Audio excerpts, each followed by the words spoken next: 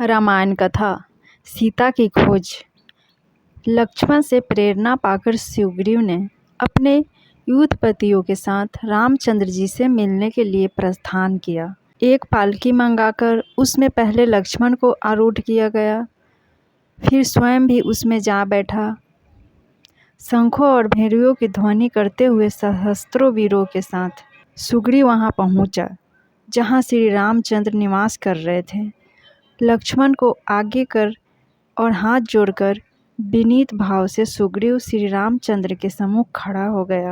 रामचंद्र जी ने प्रसन्न होकर सुग्रीव को गले लगाया और फिर उसकी प्रशंसा करते हुए कहा, हे वानरेश, समय पर अपने संपूर्ण शुभ कार्यों को करने वाला राजा ही वास्तव में शासन करने वाले के योग होता है, और जो नित्य देखने में लिप्त होकर इंद्रियों के वशीभूत हो जाता है वह अंत में विनाश को प्राप्त होता है। अब तुम्हारे उद्योग करने का समय आ गया है, अतएव तुम अपनी मति अनुसार जैसा उचित समझो वैसा करो, ताकि सीता का पता मुझे शीघ्र ही प्राप्त हो सके।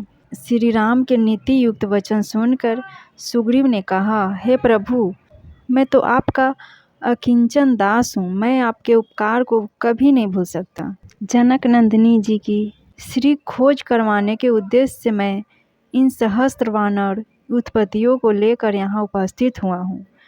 इन सब के पास अपनी अपनी सेनाएं हैं और ये स्वयं भी इंद्र के समान पराक्रमी हैं। आपकी आज्ञा पाते ही ये लंकापति रावण को मारकर सीता को ले आएंगे। इन्हें आप इस कार्य के लिए आज्ञा प्रदान करें।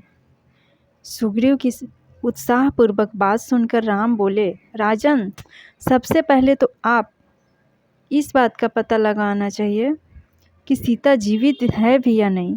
यदि जीवित है तो उसे कहाँ रखा गया है, रावण का निवास स्थान कहाँ है, उसके पास कितनी और कैसी सेना है, वह स्वयं कितना पराक्रमी है। इन समस्त बातों के ज्ञात हो जाने पर ही आगे की योजना पर विचार किया जाएगा।